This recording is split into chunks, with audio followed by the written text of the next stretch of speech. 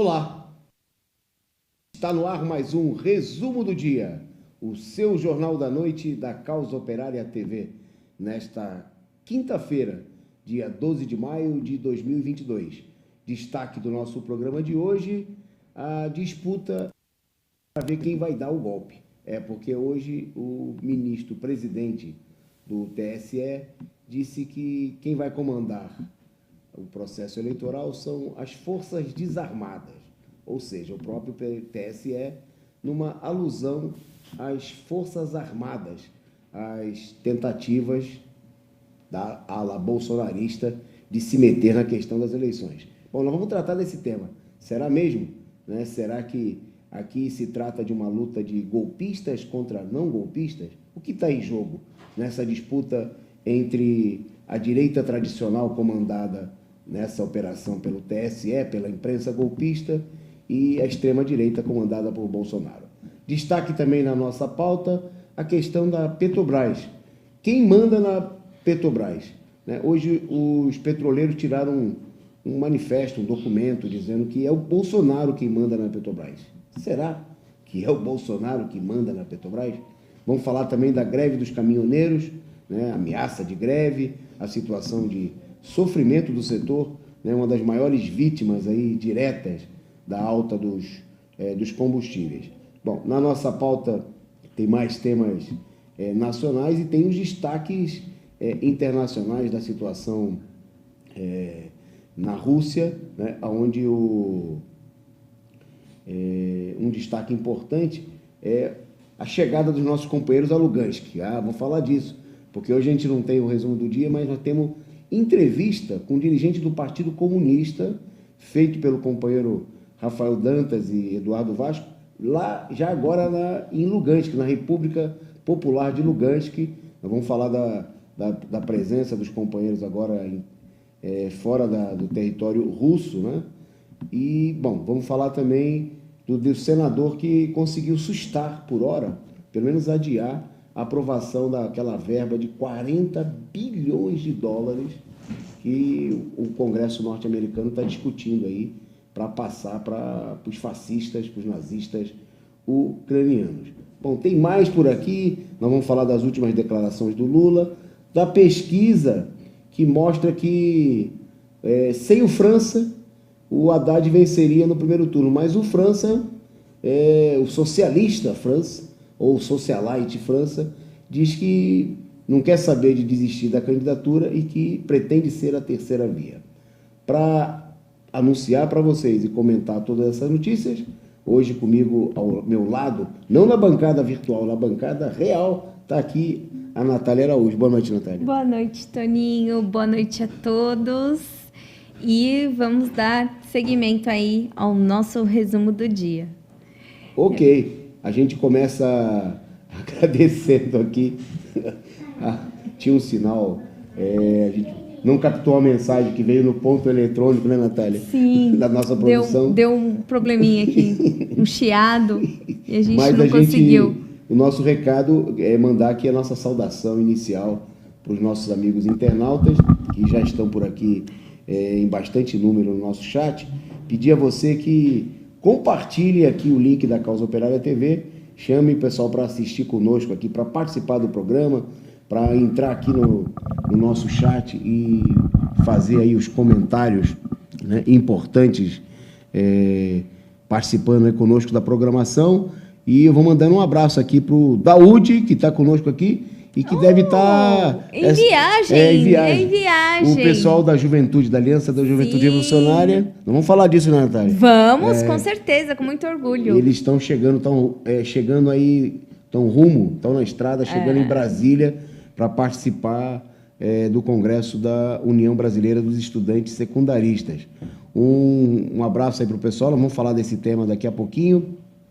Um salve aqui para o pessoal que já está conosco aqui. O João Galvão, mandou o seu viva para o PCO, dizendo que é a única esquerda de verdade do Brasil. O Revolução Popular do Brasil já chegou por aqui também mandando aí a sua figurinha simpática. Muito obrigado aí pela participação. e a gente está fazendo só um troquinho, um ajuste no microfone aqui. A TV aqui é tudo altamente programado, não é improviso. Um salve aí para o Desidério, também para a companheira Nilza Ramos, que é lá do Paraná, sempre participando aqui conosco, o companheiro Lino do Ceará, o Serguei, o Paulo Cunha, muito obrigado aí pela presença, a Renata da Amorim, um salve também para o Arnaldo Ricardo, para Ana Matos. Bom, para todos vocês, tem muita gente, a Vera Araújo, que também é membro do nosso canal, como a Ana Matos, todo mundo que já está por aqui, Arnaldo Ricardo e a Denise Prates, também membro da Causa Operária TV. Se você não é membro, se o seu nome ainda não está em verde aqui no nosso chat, né, como o pessoal que está mandando aqui mensagens, basta você tornar-se membro do nosso canal. Você pode clicar aqui, logo no retângulozinho abaixo da tela, né, onde está escrito ali, seja membro, né, clica lá, escolhe o seu plano, né, e torne-se membro para contribuir com a gente. O Marcos Viterbo está dizendo que hoje é dia dos enfermeiros. Está mandando aqui a saudação e a gente manda também a nossa saudação para os trabalhadores da enfermagem, esse setor muito importante, que o pessoal faz demagogia. Sim, né? Faz. Nós vivemos aí em tempo de pandemia, todo mundo falou da importância do setor, mas na hora H, no Olerite... Então, né? Até tem que sancionar aí, né? Fizeram aí a votação, a gente está esperando aí que torne realidade aí a dignidade dessa classe que trabalha pra caramba e vergonhosamente tem um salário miserável, né? Sem reconhecimento nenhum. Ok, vamos lá então. Vamos começar o nosso programa de hoje, né? Que a gente está aqui diretamente do estúdio da Causa Operária TV. Tem uma charge aqui lançada hoje pelo companheiro J. Camelo para dar aquela entrada mais animada, né? A charge do J aí, retratando 2 incidentes envolvendo as Forças Armadas, né? O primeiro deles diz respeito... hoje apareceram fotos aí de um foguete, né, das Forças Armadas que caíram, broxou não, o foguete caiu mesmo. Né? O foguete caiu em meio a uma plantação na região de Goiás.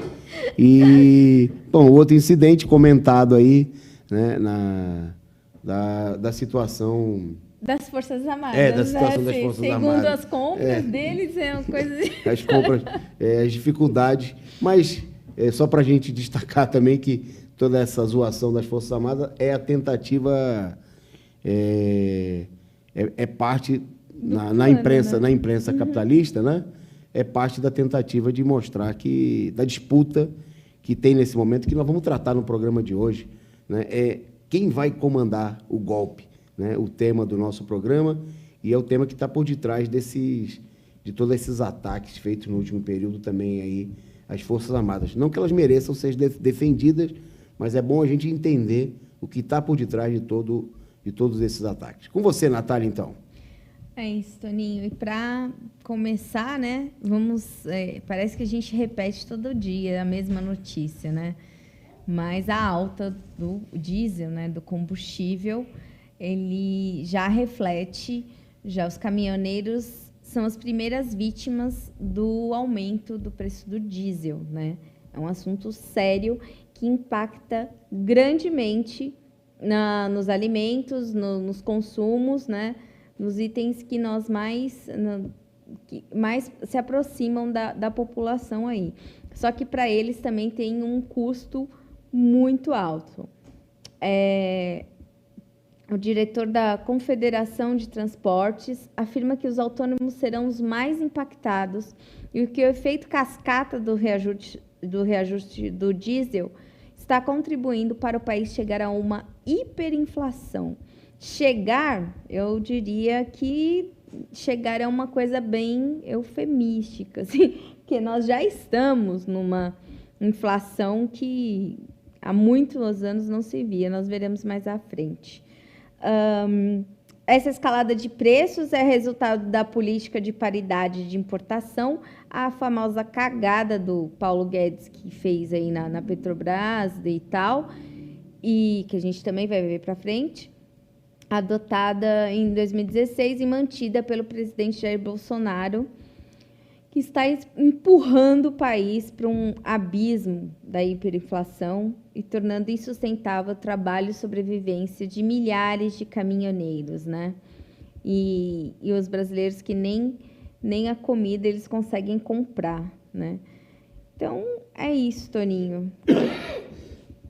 Primeira notícia é terrível mesmo. Ok. Bom, mas eu emendo com essa notícia para destacar que começou aí uma discussão, né, no interior da categoria e acerca da paralisação dos caminhoneiros, né, principalmente dos caminhoneiros autônomos, que são os mais afetados, né, porque eles têm que custear com toda a despesa, inclusive com a própria manutenção, a compra do veículo, né? E é um setor aí que vem sendo duramente... não tem como controlar aí, não são o preço do frete, né? São vítimas dessa situação. Bom, e aconteceu que o Sindicato dos Trabalhadores de Transportes Rodoviários Autônomos de Bens do Espírito Santo, o Sindicam Espírito Santo, anunciou que estaria iniciando aí uma paralisação já no dia de ontem. Essa decisão está enfrentando aí, num primeiro momento, uma oposição de outros dirigentes da categoria que afirmaram que esse não seria o momento, né? Mas o sindicato chegou a divulgar uma nota dizendo que o próprio sindicato e a cooperativa local, juntamente com os representantes dos caçambeiros, né, estão apoiando esse movimento, por entenderem que a situação dos autônomos ficou insustentável depois de tantos reajustes dos combustíveis. Bom, o último reajuste foi de 8,86%, praticamente 9%, né, o que levou aí um aumento de pelo menos 40 centavos no litro do diesel, isso nas distribuidoras, né? Finalmente, aumenta 40 centavos na distribuidora e na mão do consumidor a situação fica ainda mais desesperadora cada vez mais. E para quem depende dos combustíveis, não só como no caso dos rodoviários, né? Mas também a gente vê aí milhares de pessoas que tinham se lançado, por exemplo, a trabalhar de Uber e que ficou aí uma situação insustentável, taxistas, né? Trabalhadores que dependem dos combustíveis diretamente, né? Do preço dos combustíveis, sem contar, obviamente, que essa situação vai provocando a intensificação. Ontem nós falamos aqui do recorde inflacionário, né? O maior índice para um mês em 25 anos, né? E a previsão aí, na realidade, já os últimos 12 meses, superando a marca de 12,5%, o que também é o pior índice em 26 anos. Quer dizer, uma situação para lá de insustentável, o que coloca, né, a necessidade que, nesse momento, os sindicalistas, de uma maneira geral, não só do setor do transporte, parassem de fazer tanto discurso, tanta conversa fiada e chamassem uma verdadeira campanha de mobilização, né, para defender o salário, né, para defender aí a redução dos preços dos combustíveis, né, quer dizer, juntar os trabalhadores do transporte com todos os trabalhadores, a elevação geral dos salários, né. O Diese anunciou que o salário mínimo, para suprir o que está estabelecido na legislação, teria que ser de R$ 6.700. R$ 6.700. No entanto, o valor, né, vigente do salário mínimo é menos de 1/5 desse valor, R$ 1.200. Quer dizer, não dá nem para comprar a cesta básica necessária, já não para a família, porque para uma família seriam, segundo o Diese, 3 cestas básicas por mês. Para fazer isso, seria necessário aí quase o valor equivalente aos 2 salários mínimos vigentes. Bom, no meio disso tudo, o Guedes resolveu bater boca com o sindicalista, não é isso, Natália? Exatamente. Ele quis bater boca com o sindicalista, né? Ele fez uma declaração lá na recepção do novo ministro de Minas e Energia, o querido que quer aí manter a Petrobras. Não, ele quer desestatizar. Então, ele quer realmente vender, né? Essa é a ideia dele, a gente vai ver mais para frente. E aí, enquanto o Guedes estava lá falando, né, pegando um documento, né, de sugestão para a administração da Petrobras, um documento aí do sindicato e de alguma organização dos trabalhadores, alguns sindicalistas ali presentes questionaram, né, quando ele disse que a Petrobras era do povo e tal, fazendo aquela demagogia. Ele levou uma bordoada ali, as pessoas gritaram e desmentiram em cima da fala dele. Ele ficou nervoso e disse que tem que respeitar o voto de 60 milhões. Eu tenho certeza que esses 60 milhões hoje não são nem 20, muito menos, se for 15, porque 60 milhões de pessoas não estão felizes pagando R$10 o litro da gasolina. Eu tenho certeza, senhor Paulo Guedes, a sua política é violenta, genocida, é absurda o que você está fazendo com a Petrobras e com só você e seus amigos ganhando dinheiro nesse lance todo dos bancos e tudo mais. Então, é muito legal o vídeo, quem puder assistir pode, acho que a produção não pode passar, né, por conta da censura do YouTube, mas foi nessa ocasião aí e foi bem interessante o que aconteceu, que aconteçam mais vezes, para eles saberem que o povo sabe, né, a gente não está aqui de bobeira e o povo sabe, o povo vai questionar. Questione, se você encontrar ali alguém na rua e tal, questione, fale alto sim, porque você tem razão. É isso aí. Ok. E é preciso, as duas notícias se vinculam, né? Quer dizer, é necessário transformar a indignação, a revolta, mais do que numa ação individual, né, numa ação organizada. É preciso que os sindicatos convoquem, né, os trabalhadores aí a saírem às ruas, a se mobilizarem em defesa do salário, em defesa do emprego, né, e contra essa política, né, que o Guedes e toda a corja bolsonarista representa, que é a política de toda a direita, não só do governo Bolsonaro, né, de atacar os trabalhadores. Bom, vamos entrar num tema central do nosso programa, não sem antes agradecer aqui também a nossa companheira a Nilza Ramos, que mandou aí a sua figurinha simpática, e pedindo a você aí que contribua, né? Mande aí o seu superchat, o seu super sticker, para contribuir com a caixinha da Causa Operária TV. Nós precisamos muito, muito, muito da sua contribuição, né? Aqui o nosso canal não tem propaganda de empresa capitalista, não tem recursos oficiais aí dos governos, das empresas públicas, né? Aqui é um canal independente, combativo, que se sustenta exclusivamente com a sua contribuição. Então, você que está nos assistindo aí, saque do cartão, do Pix, do que você quiser, do jeito que você quiser, contribua, mande aí a sua contribuição para a caixinha da Causa Operária TV, né, para ajudar a sustentar esse canal combativo, independente, revolucionário. Bom, nosso tema de destaque, um dos temas centrais do programa de hoje, é a demagogia do ministro do Supremo Tribunal Federal e presidente do Tribunal Superior Eleitoral, o Edson Fachin. Só para a gente reavivar a memória, o Edson Fachin, ele foi o principal, o relator, o principal elemento de defesa da Operação Lava Jato no Supremo Tribunal Federal, né? Dentre outros crimes, né, ele endossou aí a negativa de habeas corpus para o Lula, né, para manter o Lula preso, e toda a operação criminosa feita no STF e no TSE para barrar a candidatura do Lula e, dessa maneira, através de um processo fraudulento, entregar aí de mãos beijadas o governo na mão do Bolsonaro, né, que, com o apoio de toda a direita, né, é bom que se diga toda, porque tem o ditado popular que diz que filho feio não tem pai, né? Então, agora, como o Bolsonaro sofre um desgaste muito grande diante da população, a imprensa capitalista finge que não tem nada a ver com o Bolsonaro, mas ela ajudou a eleger o Bolsonaro.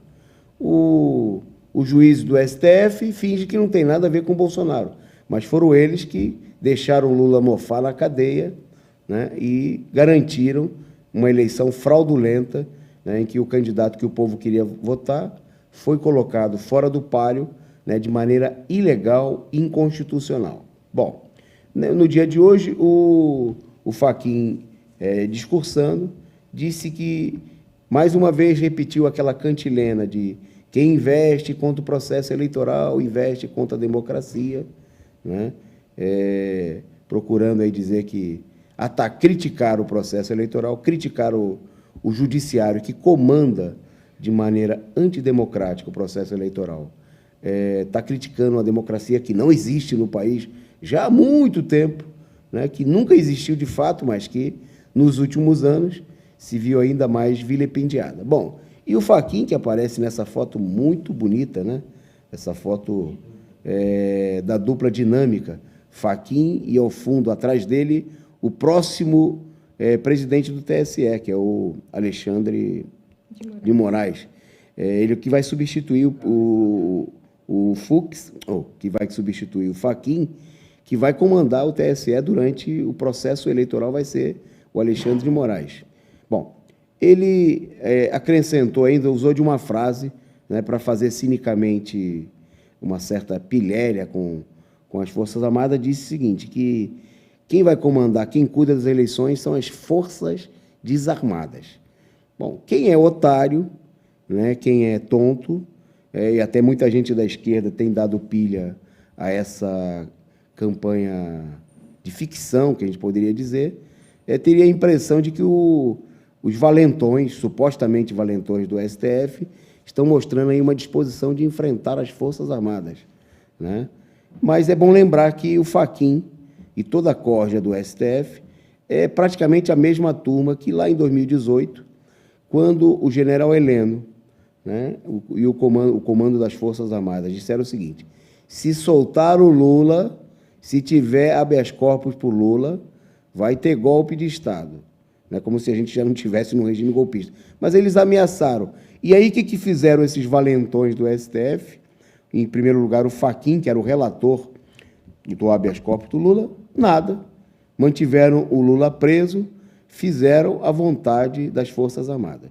Então, o que nós temos aqui são bravatas, porque no Brasil, quem comanda, né, quem manda no processo eleitoral também são as Forças Armadas, né? Tanto é assim que ainda essa semana, anteontem, nós vimos o TSE divulgar, né, as sugestões, vamos dizer assim, por assim dizer, feitas pelas Forças Armadas para o processo eleitoral. Agora, o que as Forças Armadas têm que dar palpite no processo eleitoral? As Forças Armadas são um partido? Oficialmente não, né? Embora eles constituam, nesse momento aí, o Partido Militar do Brasil, que tem 8.000 cargos no governo, eles não são um partido, né? Eles não teriam por que opinar como as eleições devem ser ou deixar de ser. Bom, isso por um lado. Por outro lado, a gente viu o seguinte, que o TSE aceitou, discutiu, né, toda a bravata de que quem vai mandar nas eleições são as Forças Desarmadas. A gente está vendo aqui uma política de queda de braços entre dois setores. Isso aqui é importante a gente compreender, né? Nós temos dois setores em disputa. Por um lado, nós temos o setor mais importante da burguesia, os bancos, o imperialismo norte-americano. Alguém destacou aqui, fez um comentário aqui no nosso chat, agora eu não lembro, me passou o nome aqui, mas falando da preocupação de que subsecretário, né, norte-americano, a Tereza Vitória Nuland, veio ao Brasil para dizer que confia nas urnas eletrônicas, que confia no TSE, que confia no Fachin, que confia no Alexandre de Moraes, confia na Justiça Eleitoral e tudo mais. Quer dizer, o que mostra claramente que o imperialismo norte-americano, né, que tramou o golpe no Brasil, que tem interesses muito claros, muito concretos na continuidade do golpe, confiam na Justiça Eleitoral. Ou seja, compõem o setor que querem continuar no comando das eleições, que já comanda o processo eleitoral que jogou o Lula para fora da estrada em 2018 e elegeu o Bolsonaro, e que agora quer continuar no processo. Esse é um setor importante e é o setor mais poderoso da burguesia. é o imperialismo, são os bancos, é o setor que apoia a terceira via. Né? Porque se nós temos militares que não deveriam constituir um partido político e atuam como um partido político, nós temos também o TSE, que não deveria ser um partido político. Né? Hoje mesmo, um senador, essa semana, foi anunciado que um senador do Podemos, ele entrou com uma representação para exigir explicação por que o Barroso tinha atacado as Forças Armadas, porque, segundo ele, um entendimento, ao nosso ver, correto de um direitista, não caberia ao ministro do TSE falar nem a favor nem contra as Forças Armadas. Né? Ministro do TSE é para ficar calado, não é para fazer política. Seria supostamente para julgar de acordo com a lei. Não interessa para a gente a opinião do Barroso, nem a opinião do Fachin sobre nada. Né? A opinião deles, que importância tem? Eles deveriam ficar calados. Né? Eles deveriam só se pronunciar, como se costuma dizer, se pronunciar nos autos. Né? Se pronunciar quando eles fossem acionados judicialmente. Porque juiz não é político, ou pelo menos não deveria ser. Né? Quem ganha para falar é o parlamentar. Né? Ele ganha para falar, para parlar. Né? O juiz deveria agir para julgar, né, de acordo com a lei. Não é o que faz os políticos, politiqueiros, defensores da terceira via, defensores da política dos Estados Unidos, defensores da vitória no land, por ela defendidos. Né? O que nós temos aqui é uma guerra. Né? Em que, de um lado, nós temos a ala golpista do TSE, do STF, e, do outro lado, a ala golpista, bolsonarista, dos militares. E a disputa não é para ver quem vai defender a democracia ou o interesse do povo brasileiro. A disputa, muito clara, é para quem vai comandar o processo eleitoral brasileiro, ou seja, para quem vai fraudar o povo brasileiro. Quem vai comandar o processo para poder fraudar o Lula, para derrotar a esquerda, os trabalhadores. Né?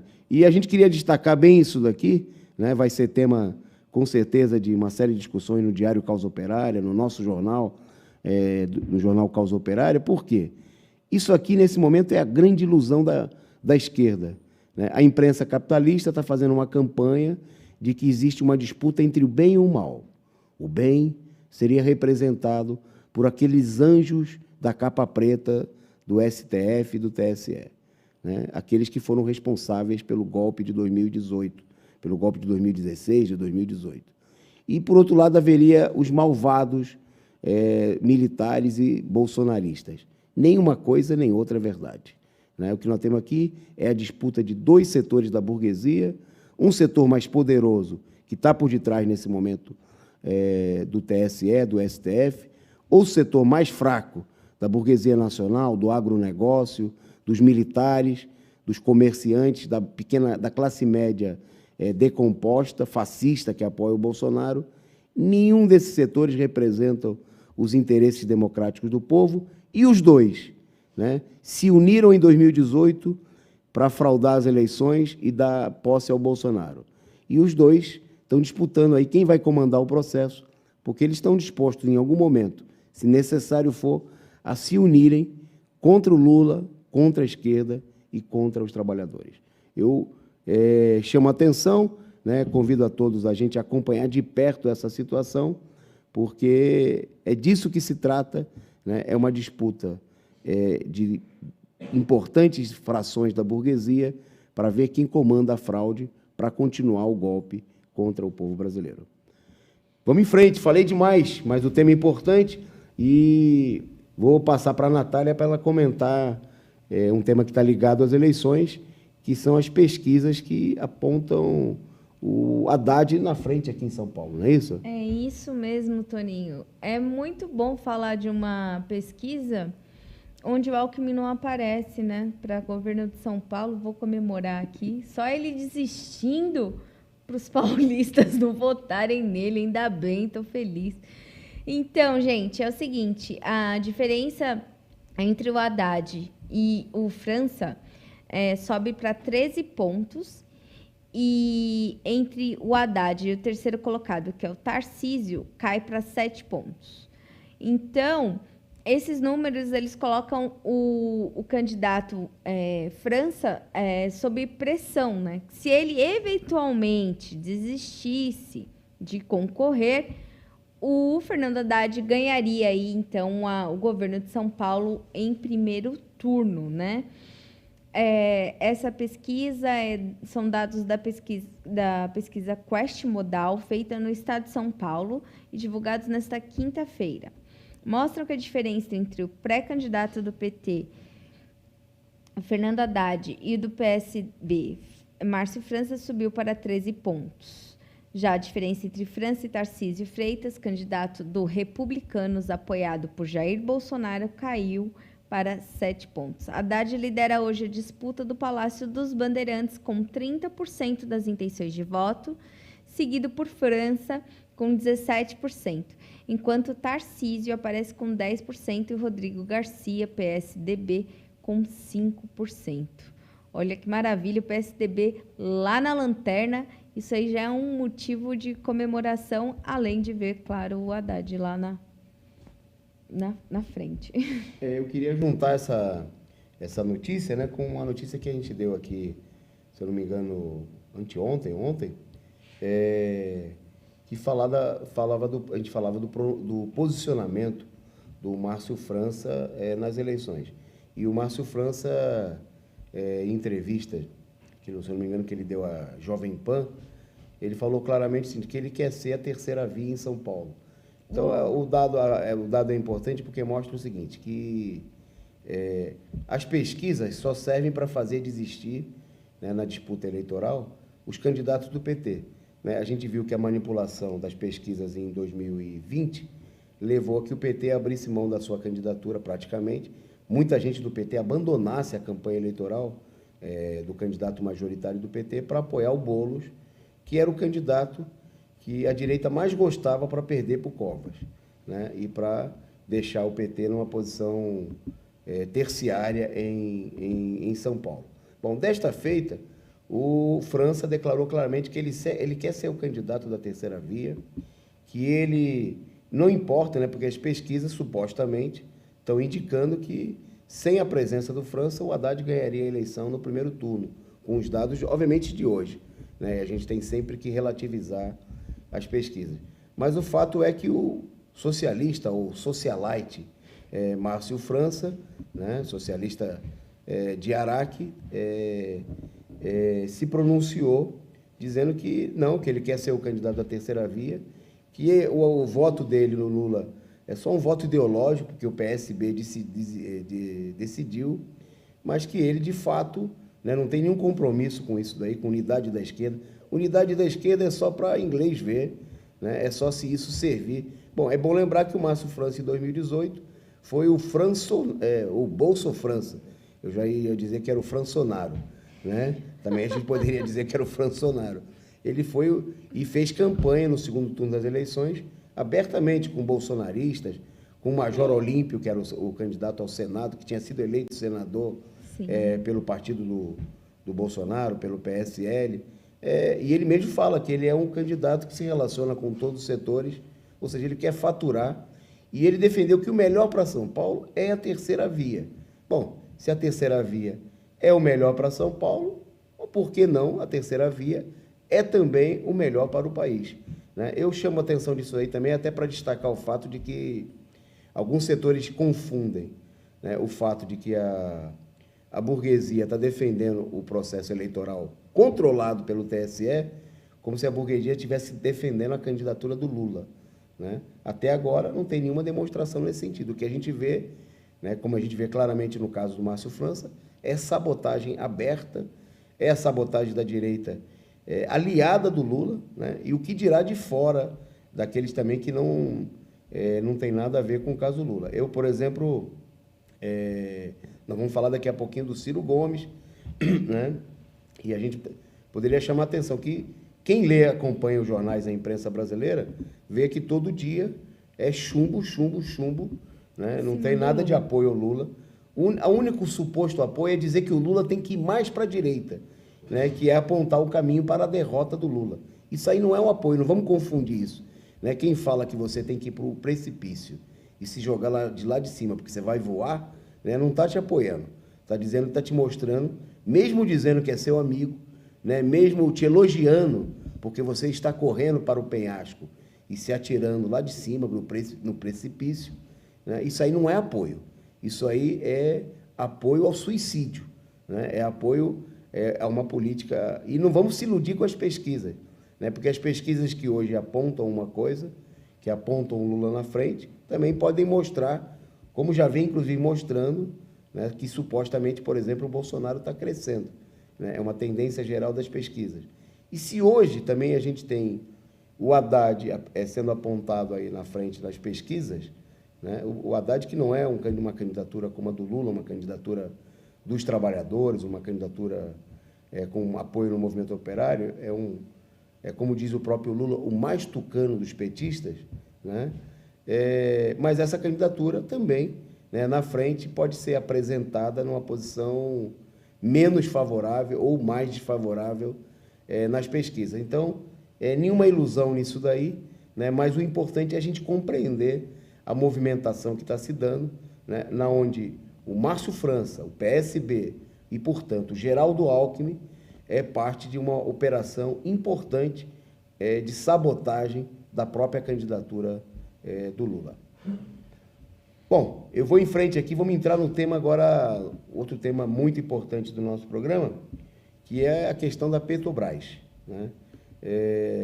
Eu até começaria destacando que justamente me chamou a atenção esse tema na nossa pauta a partir de uma colocação publicada no site, no portal da CUT, né, onde companheiros dos petroleiros, da FUP, levantam a seguinte indagação.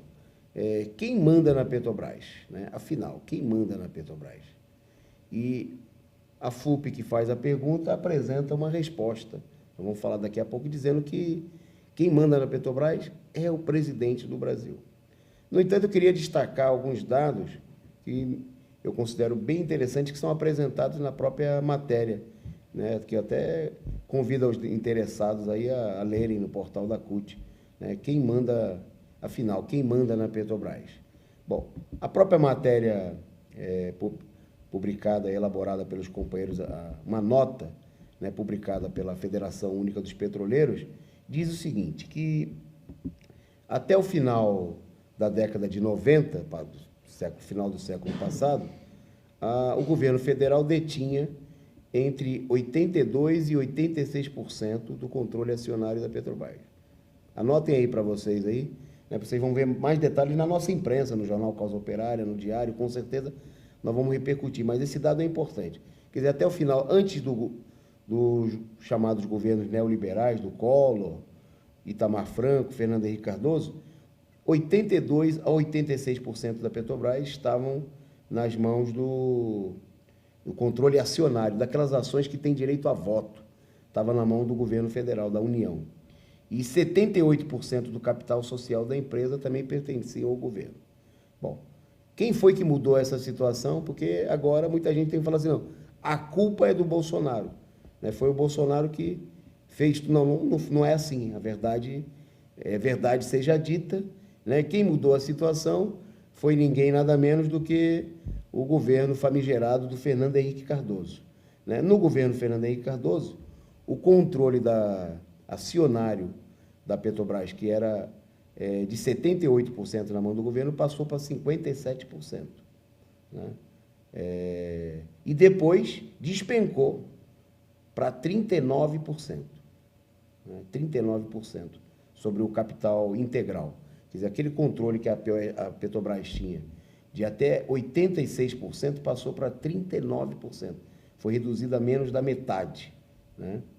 Então, essa situação, quer dizer, quem colocou a Petrobras, as ações da Petrobras, nas mãos, né, do capital internacional, foi o governo do senhor Fernando Henrique Cardoso, foi o PSDB, o partido do senhor Geraldo Alckmin. Né? Não foi o Bolsonaro. Tá certo? Não vamos dizer que foi o Bolsonaro que fez isso, porque não corresponderia à verdade. Bom, no governo Lula, né, com a derrota do PSDB, depois de 2 mandatos, os governos do PT procuraram reverter esse controle do capital estrangeiro sobre a Petrobras, das ações, né, da Petrobras, e emitiram novas ações da empresa. Colocaram mais ações, no momento em que a economia brasileira vivia uma certa estabilidade, né?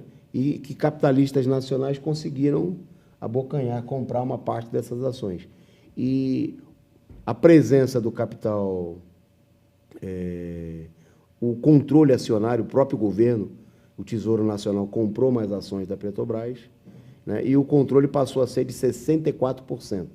Então, saiu dos 57% que Fernando Henrique Cardoso tinha provocado e voltou para 64% das ações, do controle acionário das ações com direito a voto na mão do governo. Bom, no entanto, né, e para a gente encurtar a história, né, bom, naquele momento também, a participação do capital estrangeiro caiu de 37%, quase 38%, para 26%, isso durante o governo Lula. Bom, hoje, no entanto, os acionistas privados controlam 63,4% do capital da empresa. São dados da FUP, né? Não são dados simplesmente da Causa Operária TV, né? Não são dados nossos do PCO. Segundo a Federação Única dos Petroleiros, os acionistas privados controlam 63,4% do capital total da empresa, né? E um dado muito importante, segundo a própria FUP, 45% dessa fatia, né, dos 63%, 45% são negociadas fora do país, nas bolsas de valores de Nova York, de Londres, né? Quer dizer, estão na mão de acionistas estrangeiros, né?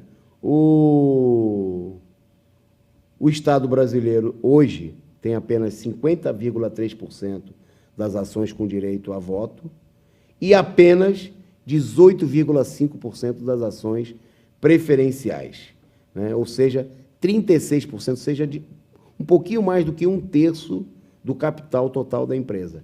Então, vamos deixar claro, né? A Petrobras praticamente não é uma empresa pública, né?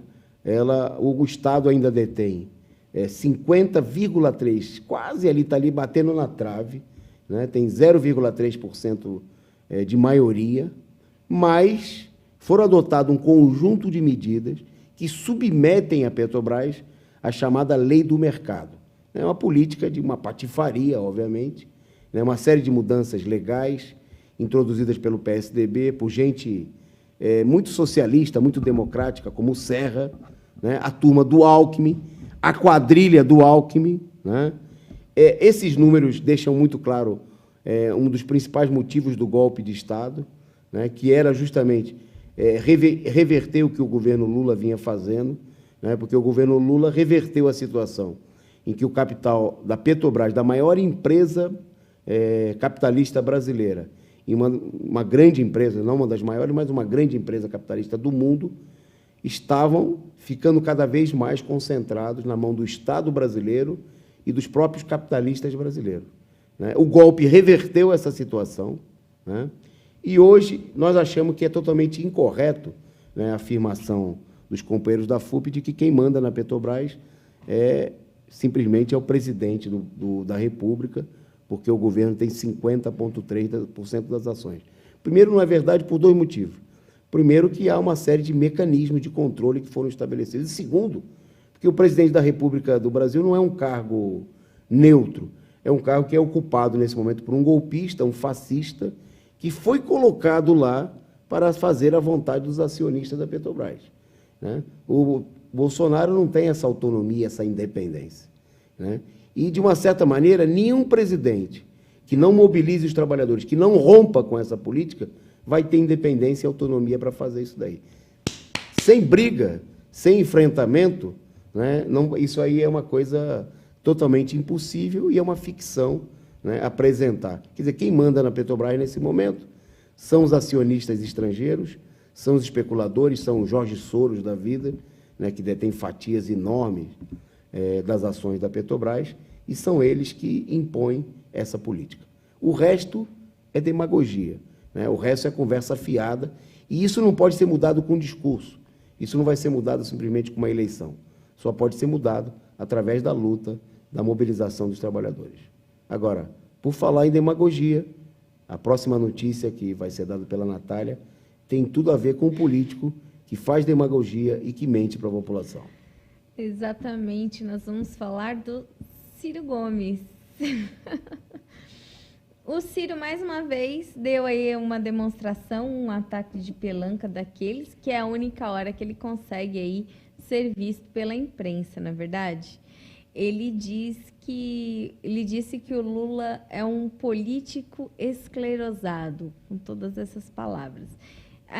A imprensa progressista retrata ele como um desesperado pré-candidato, né? Que está aí de poupa em poupa, de baixaria em baixaria para buscar Ibope, que não representa, né, muita satisfação, já que ele só tem 7% de intenções de votos, né? Segundo essa pesquisa Quest, recente, né?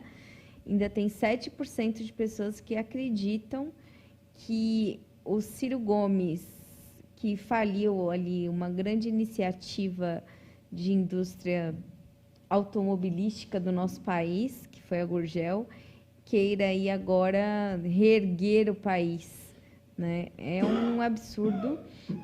E, bom, quando começou, né?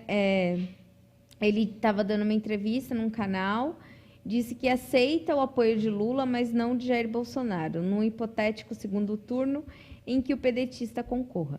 Se você for com o Lula para o segundo turno, aceita o apoio de Bolsonaro? Não.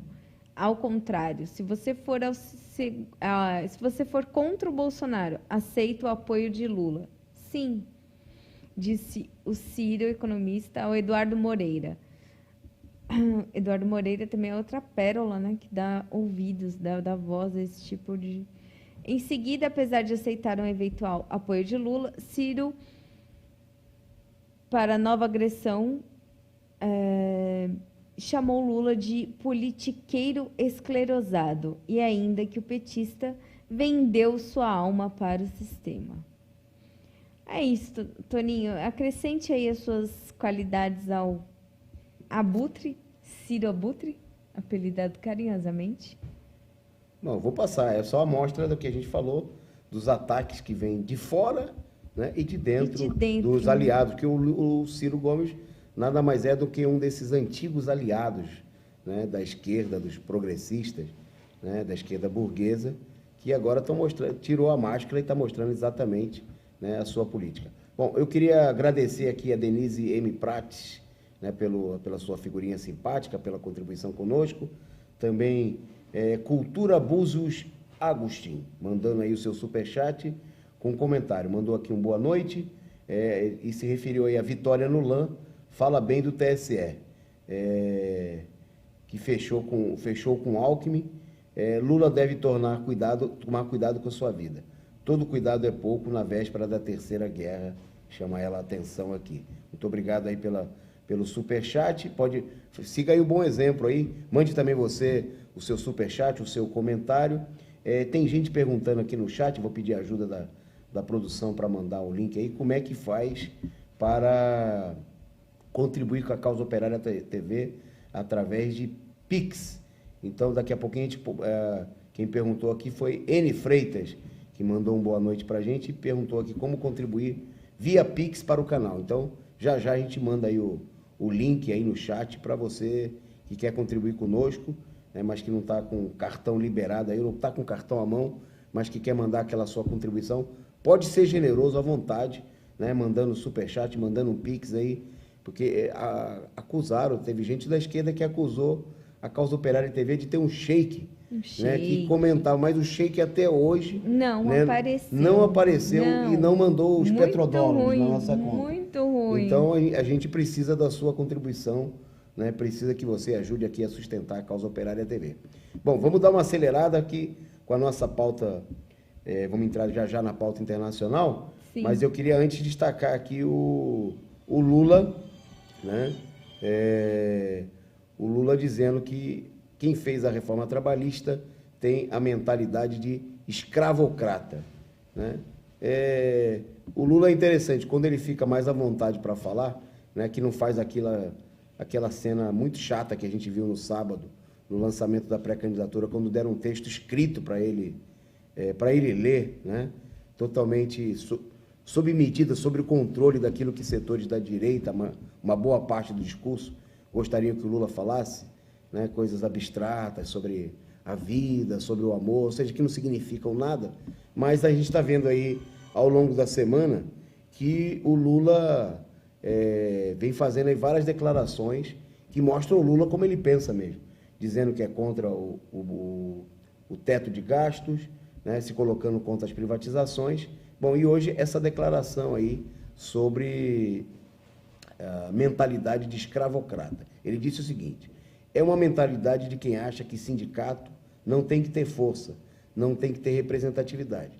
Bom, só para lembrar o Lula, né, que gente que pensa desse jeito é, por exemplo, o Geraldo Alckmin, né, que apoiou a reforma trabalhista, né, é parte da turma que fez a reforma trabalhista. O Paulinho da Força, né, que ajudou a aprovar a reforma trabalhista com seu Solidariedade.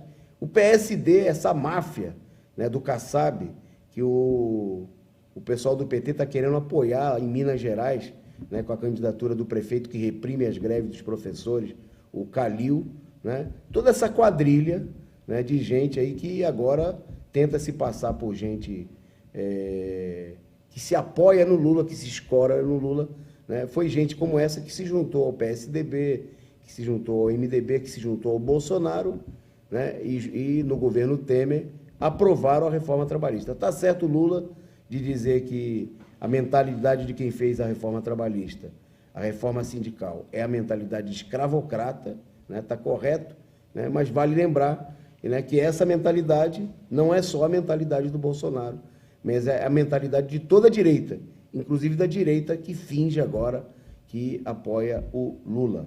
Bom, vou passar para a Natália para um tema importante, né, que é a participação da nossa juventude, né, no Congresso da UBS, lá em Brasília.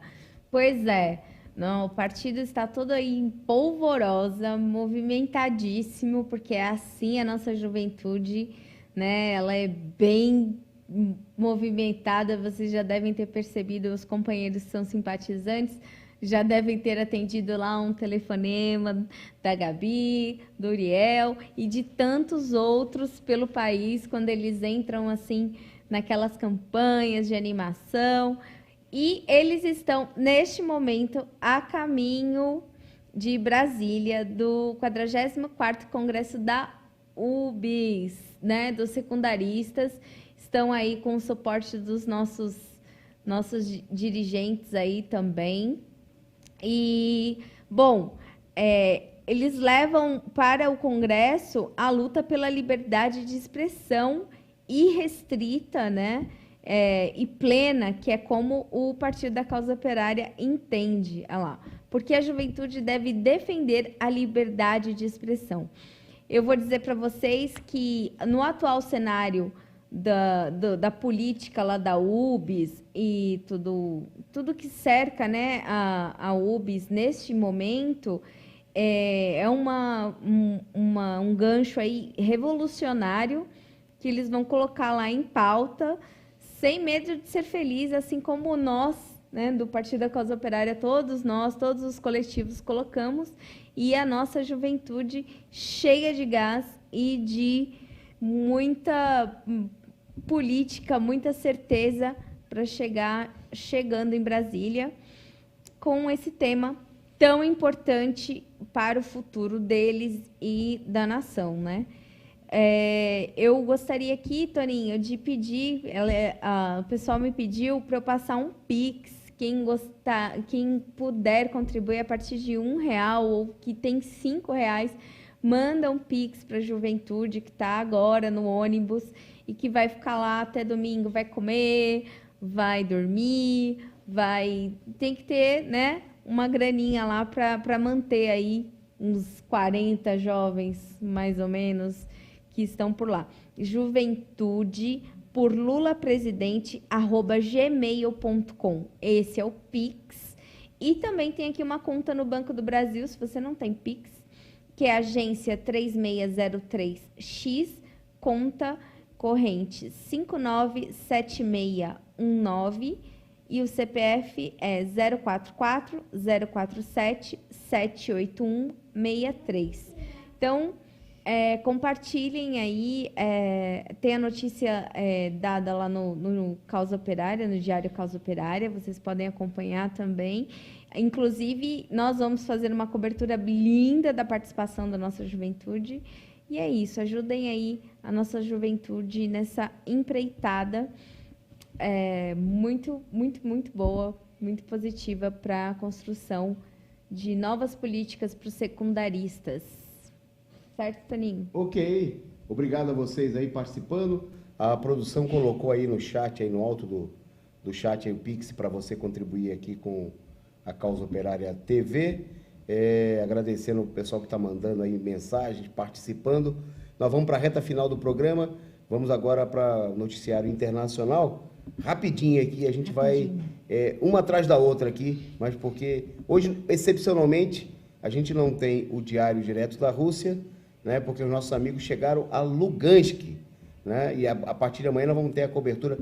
Amanhã vai ter 2 diários no ar. A gente recebeu agora à noite, aí teve um atraso no envio do diário, e aí não deu para fazer a edição para a gente colocar no ar, mas amanhã, logo cedinho, você já vai ter aí o diário direto da Rússia, e à noite a gente volta a mostrar aqui, né, o diário da sexta-feira, do dia 13, né, com os acontecimentos com nossos companheiros diretamente da República Popular do Lugansk. Bom, eu vou só destacar aqui que um senador republicano, ele conseguiu atrasar a aprovação dos recursos, os 40 bilhões daquele pacote que o Biden está querendo aprovar para mandar ainda mais armas, né, para a Ucrânia, para os fascistas ucranianos. O senador Rand Paul, né, ele que é senador do Kentucky pelo Partido Republicano, ele fez uma manobra porque, para aprovar o projeto, a toque de caixa, precisava de ter consenso de 100 parlamentares. E ele deu um golpe de mão, pediu vistas e adiou em pelo menos uma semana, mas ele fez uma alegação muito correta dizendo que precisa examinar como vai ser gasto o dinheiro, se vai ter fiscalização, que tem denúncias de corrupção, né? Se juntou a isso, por exemplo, já tem denúncias de outros parlamentares dizendo que o Zelensky teria aumentado aí a sua fortuna pessoal em algo aí como 100 milhões de dólares, né, nos últimos anos, em que os Estados Unidos vêm aí claramente financiando, né, não é de agora, vem preparando aí o esquema de dominar a situação, de transformar a Ucrânia numa verdadeira bucha de canhão, né, para provocar o povo russo, que levou aí a guerra. Bom, um dos mecanismos dos Estados Unidos e do imperialismo tem sido aí o embargo econômico à Rússia. Mas parece que esse embargo aí está abrindo um outro lado aí, né? A situação tem sido enfrentada pelos russos, né, Natália? Exatamente. Na verdade, esse embargo tem sido benéfico ao rublo, seria isso, Toninho? Eles estão conseguindo... com a alta, o que está acontecendo? Houve aí uma alta dos preços das commodities, tá certo? Por causa do embargo aos produtos russos. Fez aí disparar, por exemplo, o preço do petróleo no mercado. Como a Rússia está conseguindo, apesar do embargo, manter a venda dos seus produtos, abrindo outros mercados na Ásia e tudo mais, algumas empresas russas estão ganhando muito dinheiro e está havendo uma valorização do rublo nesse momento, né? Eu junto até já rapidamente com a próxima notícia, pelo menos 20 empresas europeias já abriram contas para pagar o gás russo em rublos, que foi uma exigência feita pelo governo Putin, e várias empresas europeias estão sendo obrigadas a se submeterem a essa exigência, né, para não deixarem de receber. O rublo vem se valorizando, né, e me chamou a atenção que alguns economistas destacaram o seguinte, que derrubar a economia russa não é a mesma coisa que derrubar a economia venezuelana, por exemplo. Sim. Que é um país muito mais fraco, né? A Rússia não é um país capitalista forte, desenvolvido, mas é um país que tem algumas semelhanças com o Brasil, onde existem grandes empresas, né, principalmente do setor de commodities, e essas empresas estão conseguindo né, em alguma medida, furar o bloqueio e ganhar mais dinheiro do que estavam ganhando antes. Então, embora tenha muita gente perdendo, outra coisa, o embargo está obrigando a indústria russa a se readaptar e a produzir coisas que não produzia antes, né, por conta da política de importações. Isso aí, tem muita gente olhando assustado e dizendo o seguinte, que isso aí está levando a um novo processo de desenvolvimento da indústria russa. Exatamente. Depois do sucateamento, né, que houve nos últimos anos do próprio Estado soviético, com a decomposição da burocracia, e principalmente nos anos que se seguiram ao fim da União Soviética, né, com a dilapidação promovida aí pela rapina, pelas privatizações e tudo mais.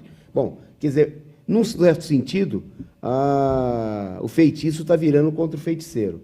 A Rússia está vencendo a guerra, né, vem mostrando uma posição de força e se fortaleceu do ponto de vista econômico. Vou passar para você para falar da entrevista, né, que está no Diário Causa Operária, que o pessoal pode ler lá, mas queria que você desse alguns detalhes de uma importante entrevista feita pelos companheiros lá já em Lugansk? Já em Lugansk. Então, gente, foi muito feliz, né? Vocês podem acompanhar no Diário Causa Operária a chegada dos nossos companheiros correspondentes Eduardo Vasco e Rafael Dantas, quando eles cruzam a fronteira, né, da Rússia com Lugansk, o Vasco já liga a câmera e começa a registrar, dizendo que eles encontraram ali cerca de uma fila de 200 metros para pessoas que querem entrar na Rússia e outras que saem da Rússia, que têm familiares. E essa foto aí, eles estão no Partido Comunista de Lugansk, eles foram recebidos e entrevistaram nossos companheiros lá de Lugansk. Para nós é uma grande honra estarmos aí do lado certo da trincheira e sermos recebidos, né, pelo Partido Comunista ali, né, original, né, Toninho? Ali na fonte, né? É muito, muito, muito bom, é uma vitória muito grande para todos nós aqui, que nos organizamos com a luta dos trabalhadores. Então, bom, gente, assistam lá na Casa Operária o vídeo, que vocês vão ter detalhes sobre toda a nossa cobertura e contribuam aí no causaoperarianarússia@gmail.com, o nosso Pix, para que eles continuem a jornada lá, o Donbass. Valeu. Ok, a gente vai ficando por aqui, vamos encerrando mais um resumo do dia, agradecendo aí a sua participação, a você que contribuiu com a sua participação, com seus comentários, convidando você a voltar amanhã, a partir das 8h30 da noite, está por aqui aguardando a gente, que a gente tem mais notícias sobre os últimos acontecimentos, fazendo um balanço das notícias mais importantes da semana, né, e preparando aí o final de semana de luta. Muito obrigado a você que participou, inclusive aos chatos bolsonaristas que fizeram comentários aqui no nosso chat, reforçando a nossa audiência, porque quem não tem o que comentar, né, não dá para... Aqui o canal é interativo e permite até a opinião de quem não concorda com a gente. Né? Sim, mas tem gente... A liberdade de expressão, liberdade total de expressão, desde que respeite aqui os demais companheiros no chat. Sem morder o amiguinho. Exatamente. Boa noite, gente. Forte abraço. Né? A gente volta para amanhã com mais um resumo do dia. Boa noite. Até mais.